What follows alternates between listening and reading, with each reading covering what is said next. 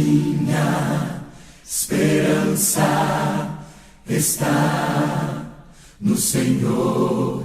Graça e paz, amados irmãos, que bom poder retornar a tua casa nesse instante e poder transmitir a palavra do Senhor ao seu coração. Esta semana que passou foi marcada por inúmeros encontros. A semana, então, que passou, nós tivemos com muita expectativa, aguardando o encontro do delegado da Polícia Federal, que haveria de ouvir os ministros acerca daquela reunião que levou o ex-ministro Sérgio Moro a pedir a sua renúncia do seu ministério. De modo que foi uma semana onde o Brasil, sobretudo a mídia, esteve assim nutrindo grande expectativa acerca deste encontro. Também tivemos o encontro do presidente com o presidente da Câmara, o Rodrigo Maia, como que numa tentativa de aproximação, porque nesse momento se faz necessário realmente que todos os poderes estejam comunados, estejam de mão dadas, com o intuito de resolver essa problemática da pandemia que tem trazido tanto desassossego à nossa sociedade. A Bíblia fala também de muitos encontros. A Bíblia narra o encontro de Jesus com o cego Bartimeu. A Bíblia fala do encontro de Jesus com Nicodemos, ali na calada da noite. A Bíblia relata do encontro de Jesus com Zaqueu, o cobrador de imposto. Nós poderíamos também falar sobre o encontro de Jesus com a mulher samaritana. A Bíblia está repleta de narrativas acerca de encontros, mas é no Antigo Testamento que nós encontramos algo inspirador, o encontro de uma rainha com um rei, o encontro da rainha de Sabá com o rei Salomão, rei em Jerusalém. O que nós sabemos então dessa narrativa, que se encontra em 1 Reis, capítulo de número 10, os versos de 1 até o verso de número 13. Se você tem uma Bíblia em casa, pode então abri-la neste texto de 1 Reis, capítulo de número 10, verso 1 até o verso de número 13, pois a nossa meditação nesta noite está baseada exatamente nesta porção bíblica. A rainha de Sabá visita Salomão. A pergunta que talvez você esteja fazendo nesta hora é: quem era a rainha de Sabá?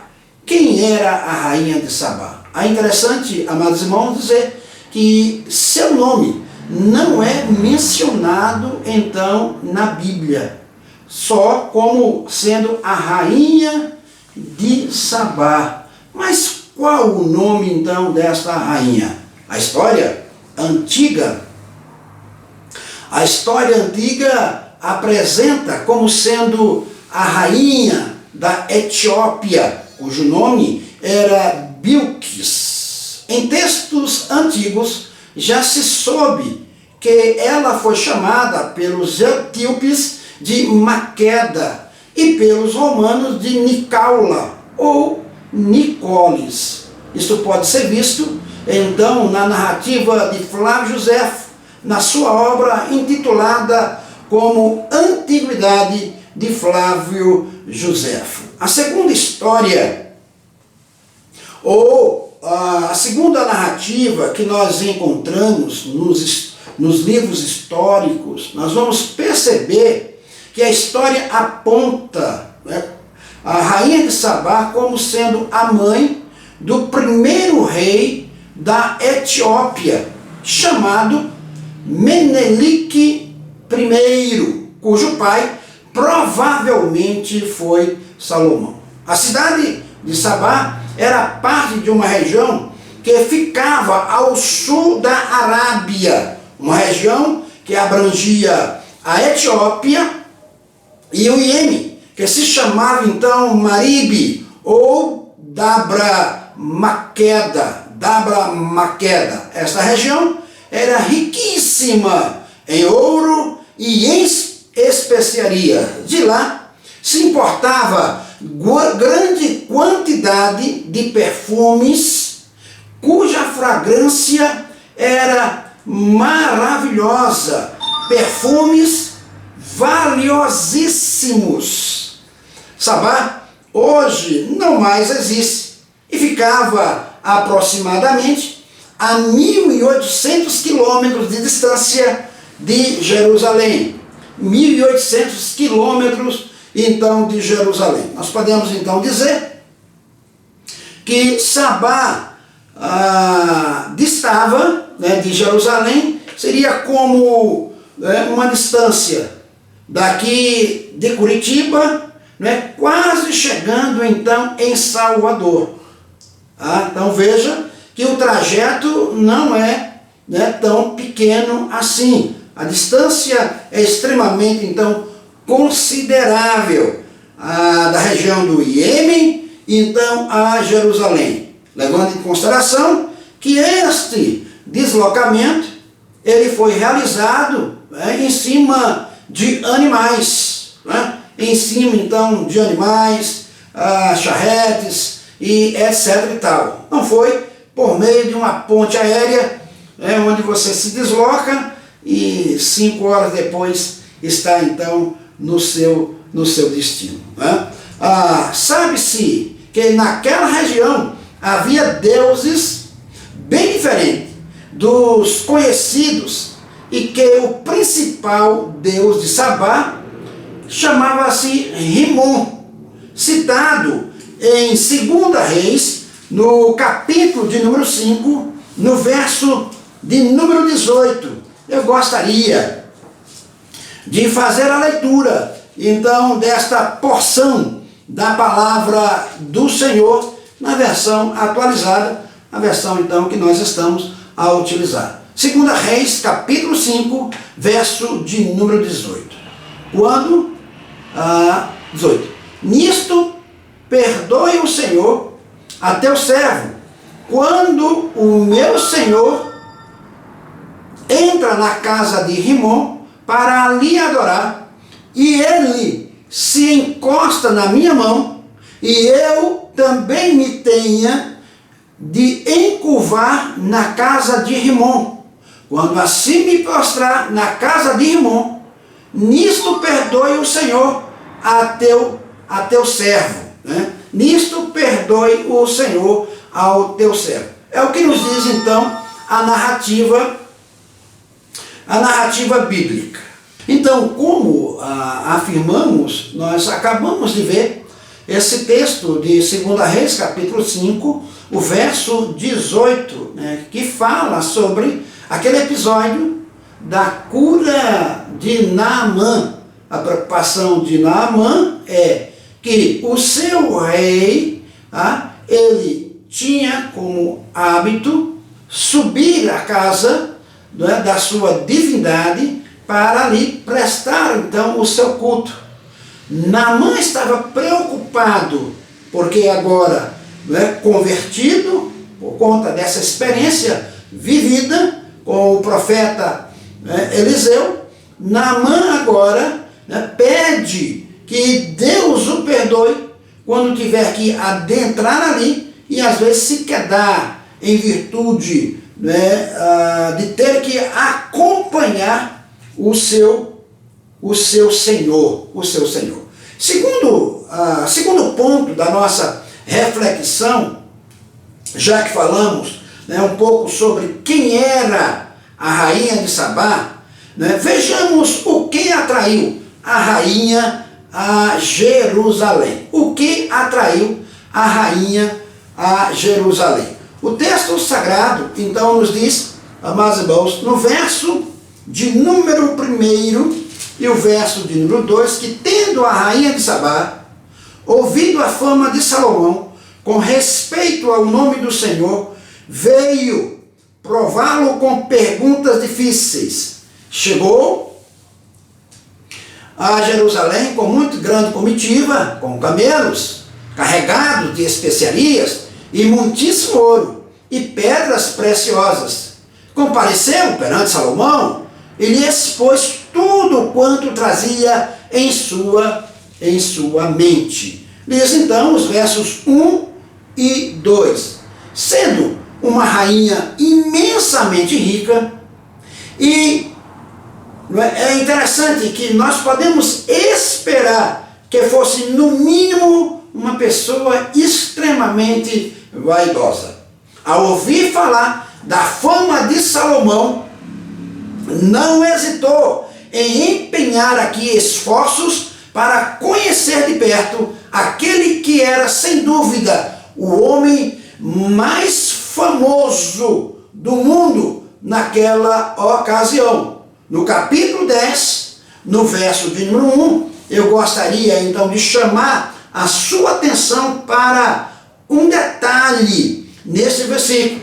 Veja lá, o que chama a atenção, o que leva a rainha de Sabá até Jerusalém. O que a atraiu? O versículo de número 1 diz que, ouvindo a rainha de Sabá a fama de Salomão com respeito ao Senhor.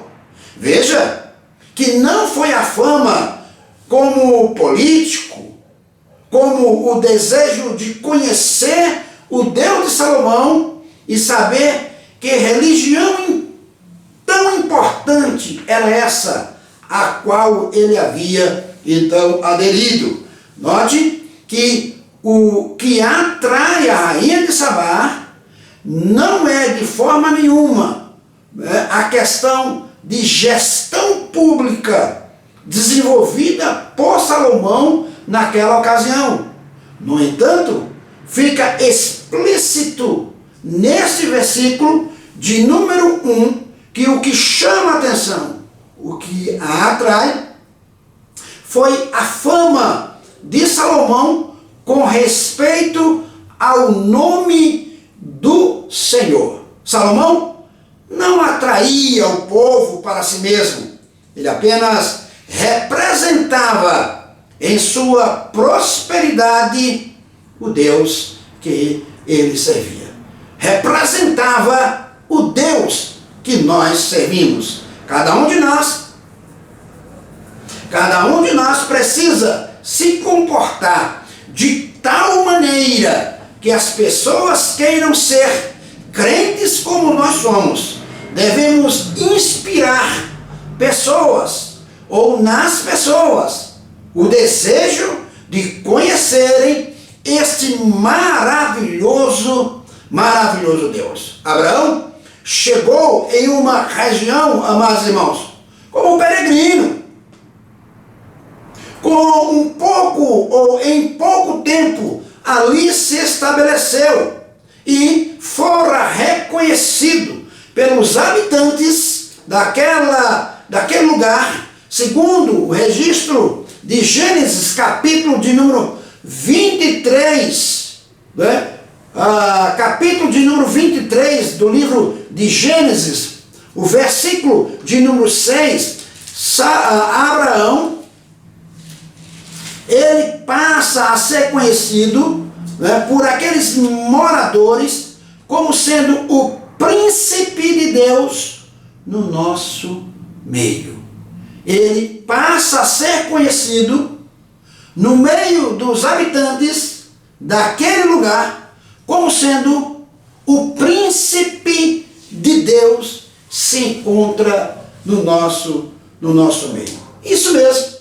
Nós somos apenas peregrinos.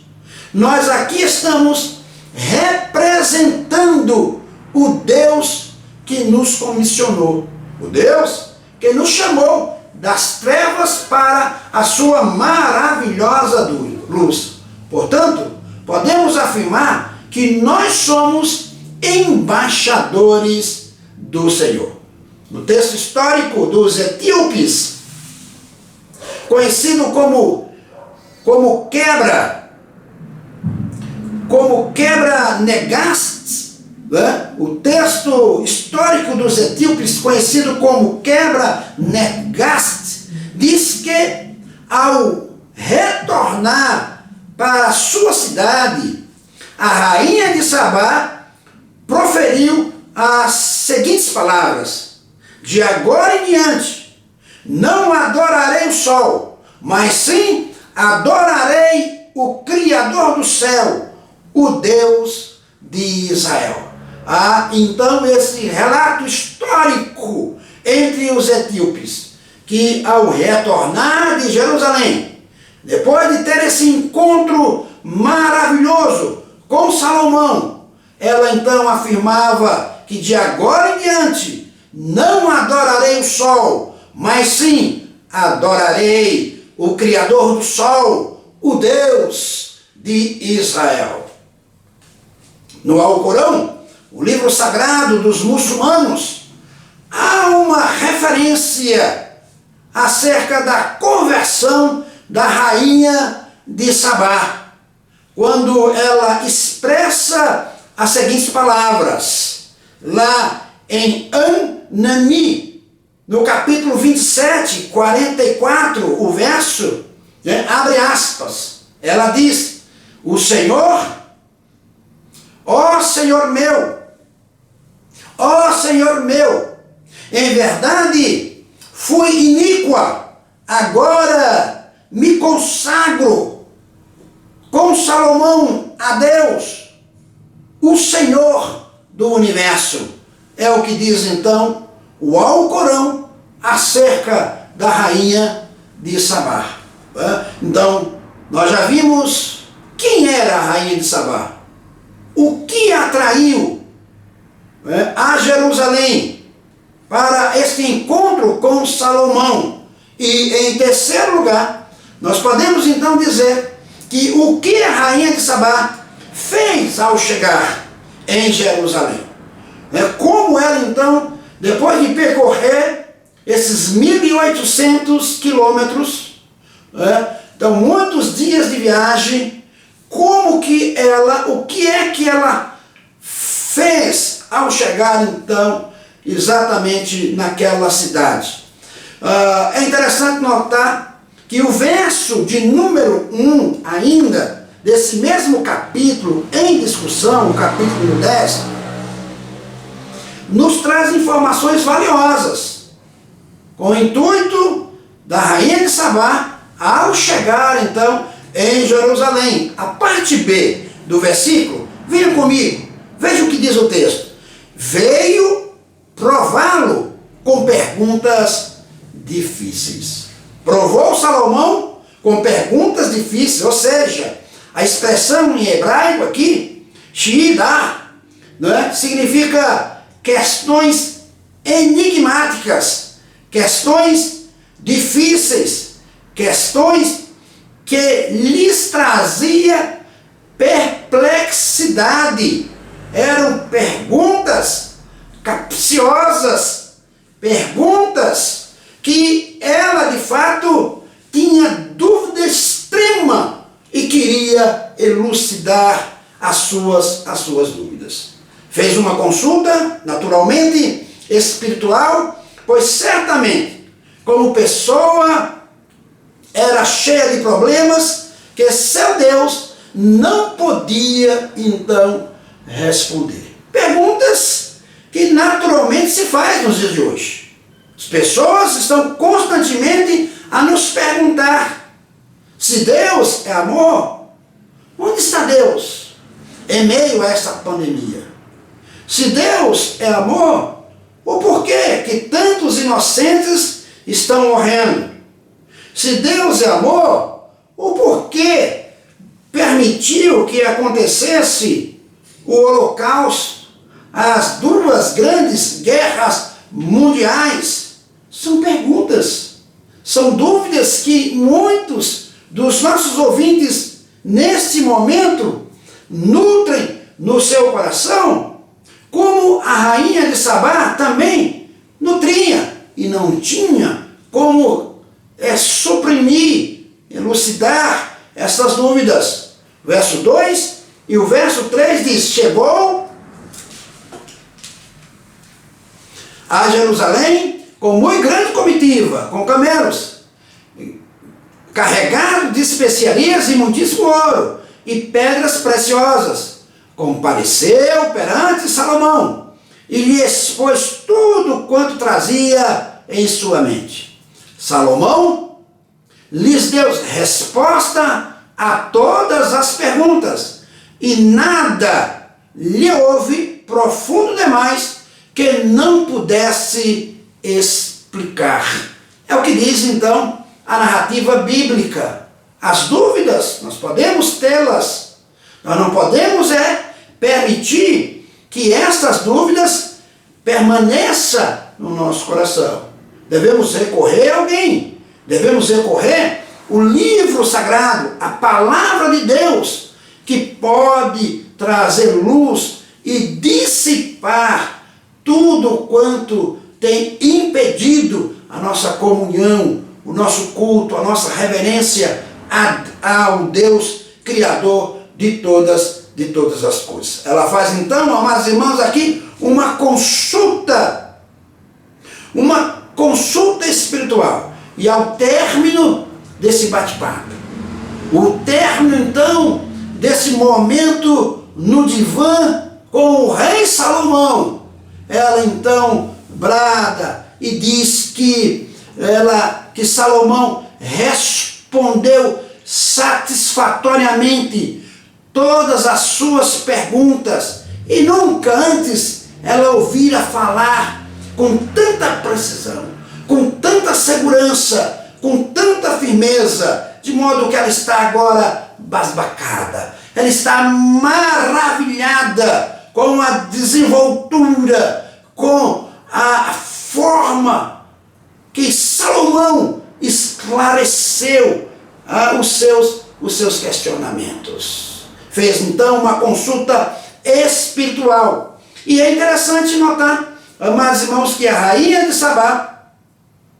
ela faz então, ao chegar, ela senta, não é? Tira aqui as suas dúvidas e na sequência ela abre os seus depósitos e traz souvenirs, presentes. Diz a narrativa no capítulo 10, o verso de número 9 e o verso de número 10, diz ela: bendito seja o Senhor teu Deus, que te agradou de ti para te colocar no trono de Israel. É porque o Senhor ama Israel para sempre, que te constituiu rei para executar juízo e justiça. Deu ela ao rei 120 talentos de ouro e muitíssimas especiarias e pedras preciosas. Nunca mais veio especiarias em tanta abundância como a que a rainha de Sabá ofereceu a Salomão. Ela vem então a Jerusalém com o propósito de tirar as suas dúvidas, mas também trouxe aqui os seus presentes, os seus mimos, para dar então ao rei. Que darei eu ao Senhor por todos os benefícios que Ele tem me concedido? O que eu vou dar então a Deus pelo fato de Ele ter se revelado como Deus misericordioso, tirado as escamas dos meus olhos e feito com que eu pudesse encontrar a verdade? Conhecereis a verdade, e a verdade vos libertará. Quantos ainda nos nossos dias caminham a passos largos para a casa das suas divindades? Quantos ainda estão caminhando para adorar Remon ou Baal, quando deveriam adorar ao Deus Todo-Poderoso, Criador dos céus e da terra. Deus moveu, amados irmãos, o coração de todos os reis e rainhas na época para investirem na construção do templo e na prosperidade da cidade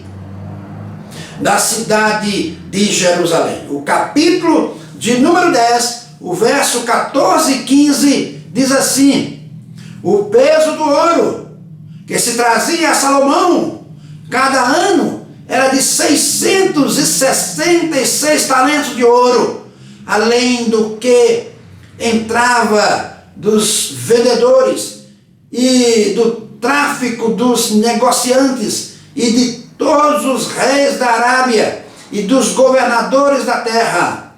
Fez o rei Salomão 200 paveses de ouro batido, 600 ciclos de ouro, mandou pesar para cada pavês. E ele, o autor sagrado, continua aqui a mensurar, a trazer detalhes de como Salomão aplicou todas essas benécias, todos esses presentes que foram trazidos para ser utilizado lá no palácio, bem como na edificação, no adorno da casa do Senhor.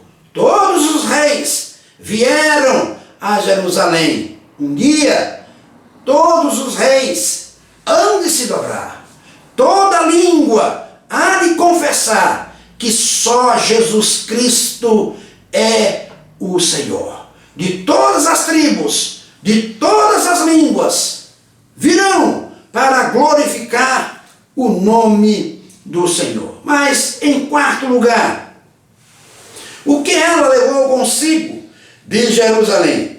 Terminado então aquele período diplomático, o que chegou o momento do retorno para o Iêmen, para a região de Samar. E o que ela leva então consigo? Ela leva consigo, segundo o verso de número 5, ela leva consigo, amados irmãos, a boa impressão. Uma boa impressão causa boa impressão. Observe, o capítulo 10, o verso de número 5, diz-nos assim: e a comida da sua mesa, e o lugar dos seus oficiais, e o serviço dos seus criados, e os trajes deles, e os seus copeiros, e o holocausto que oferecia na casa do Senhor, ficou fora de si, e disse ao rei: foi verdade a palavra que a teu respeito ouvi na minha terra, e a respeito da tua sabedoria. Continua, e ele diz: eu, contudo, não cria naquelas palavras, até que vim e vi com os meus próprios olhos, e eis que não me contaram a metade, sobrepujas em sabedoria e prosperidade a fama que ouvi. Ela leva consigo esta impressão, ela fica maravilhada, não apenas com a culinária, com os pratos que foram postos sobre a mesa, mas ela percebe a alegria, a satisfação, a paz que reina no coração dos serviçais naquele palácio. Ela fica maravilhada com a abnegação dos holocaustos oferecidos ao Deus de Israel. E ela então, aqui, ela exulta, e numa interjeição ela diz: sobrepujas, superem muito o conhecimento que tive acerca da tua pessoa quando ainda estava na minha terra. Amados irmãos, meus queridos ouvintes, o que as pessoas, qual a leitura que as pessoas fazem quando têm contato conosco? O que elas levam de si ou de nós?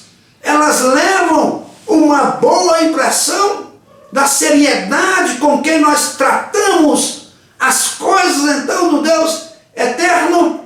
Ela leva lembranças e presentes. Verso de número 13 nos diz que Salomão, também de forma cordial, de forma cavalheira, diz então, o verso 13, o rei Salomão deu à rainha de Sabá tudo quanto ela desejou e pediu, afora tudo que lhe deu por generosidade real. Assim voltou e se foi para a sua terra com os seus servos.